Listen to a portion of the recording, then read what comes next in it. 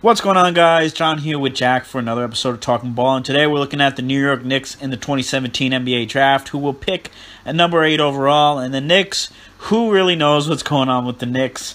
They seem to find new ways to annoy Carmelo Anthony and Kristaps Porzingis every single week at this point, and I think it goes without saying that they will move on from Melo sooner rather than later.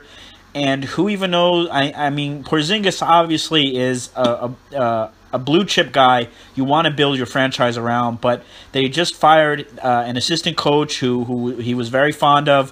So I kind of wonder what Phil Jackson and the Knicks are doing down there. But in terms of the draft, there's a lot of guys at 8 who can help them in a really loaded draft class. I agree. I do think, though, that at the 8th spot, they are in a position to potentially miss out on a couple of guys who I think could have greater impacts for them than some of the other players in this draft. For me, I have a top 7 tier in this draft, and so picking at 8, they are in danger of possibly missing out in that elite tier. But for me, there's one clear prospect who, if he's on the board for the Knicks at 8, they have to take him. And that's Dennis Smith Jr. I just don't see how the Knicks could pass on this player.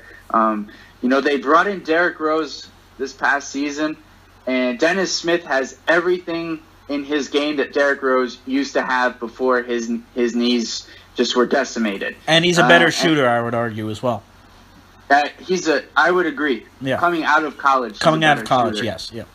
And he still needs to become more consistent with that facet of his game, but he can shoot it when he gets it going, absolutely. And, the thing about Smith was, in school at NC State, he was kind of put in a position where the team didn't fit right around him. There wasn't a lot of spacing in the interior, and they tried to work to develop that throughout the season, but it really just didn't pay off. And Smith really had to drive into a lot of crowded lanes. Obviously, that didn't stop him from putting up solid numbers with 18 points and 6 assists. And I just think he's the playmaker and the scorer that the Knicks have really missed at the point guard position for just many years. Yeah, I absolutely agree. I think Dennis Smith is the guy, especially if they move on from Carmelo, who, Carmelo needs a lot of shots. And Dennis Smith is going to need a lot of shots, I'd say. But absolutely. Yeah, but I think if they move on from Melo, I think he's perfect. You pair him with Kristaps, and there's your 1-2 scoring punch right there. You got Kristaps, who's obviously your number 1 option. You have Dennis Smith, who is easily your number 2 option, who could be, potentially grow into a number 1 role, 1A, 1B role there for the Knicks. But I think Smith makes them better right away. And allows them to kind of rebuild on the fly and maybe still compete a little bit and try to grab a late playoff spot in the East. Yeah, absolutely. And with Dennis Smith adding onto the toe right now, at the very least, worst case scenario, Knicks fans have a product that's exciting to watch. Right, exactly. And they haven't had that in many years. They have 2 guys, if they have Smith exactly. and Porzingis. And you pair Porzingis, and one thing I noticed last season was when he played with Hernan Gomez, they had a really nice chemistry on the offensive end of the court. Right. And Hernan Gomez can roll to the basket on pick and rolls with Dennis Smith, and you have Porzingis out 3-point line providing spacing. And so all of a sudden there's lots of space for a dynamite athlete in Dennis Smith, who's just going to be able to carve up NBA defenses, if not initially, within his first couple of years in the league.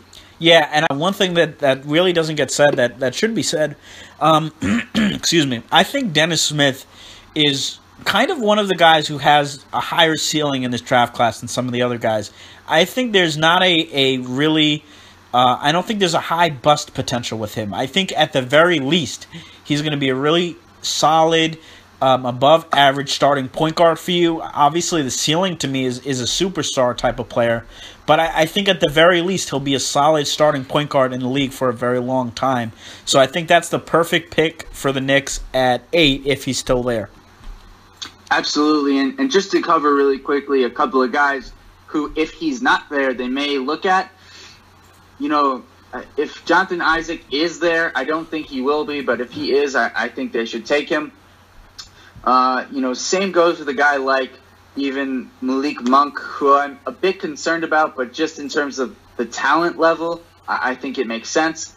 Obviously, there was a lot of talk earlier that Frank Ntilikina would be the pick for the Knicks, the guard from France, just because of his ability to shoot the ball and defend as a guy who would, quote-unquote, fit in the triangle offense that they run. I'm not sold on that, but it would make sense to me, especially if Smith isn't there. And then lastly, two players who share the same name, Zach Collins from Gonzaga, I think would be a nice fit as a big man who's just going to be really solid across the board. John Collins, on the other hand, is a scoring big man who I think would be an interesting pairing next to Porzingis, especially if you play them as a 4-5 together, because Porzingis' three-point shooting will make up for the fact that Collins doesn't have that quite yet in his game, but that would be a nice 1-2 on the offensive end of the court, at the very least. And touching briefly on the second round here, before we finish up, the Knicks do have 2 second-round picks. So, Jack, who do you think are some of the later-round players they can go ahead and get that could definitely add depth to their roster? Right, absolutely. Looking at the Knicks here, you know, they need help in a number of areas, but especially at guard and on the wing.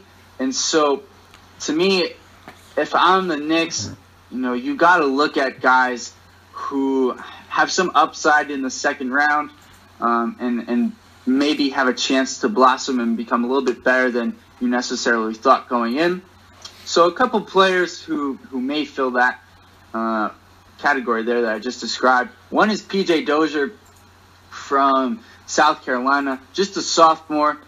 He averaged 14 points and 3 assists last season at 6'6" with a 6'11" wingspan. He's got the length defensively to be an impact player. And then offensively, he really came into his own this season. He was really highly touted as a freshman prospect. But, you know, playing for Frank Martin, you got to have it locked in on the defensive end. And he didn't his freshman year, but he got together his sophomore year. And that's one of the reasons I'm excited about him heading into his NBA career, rather.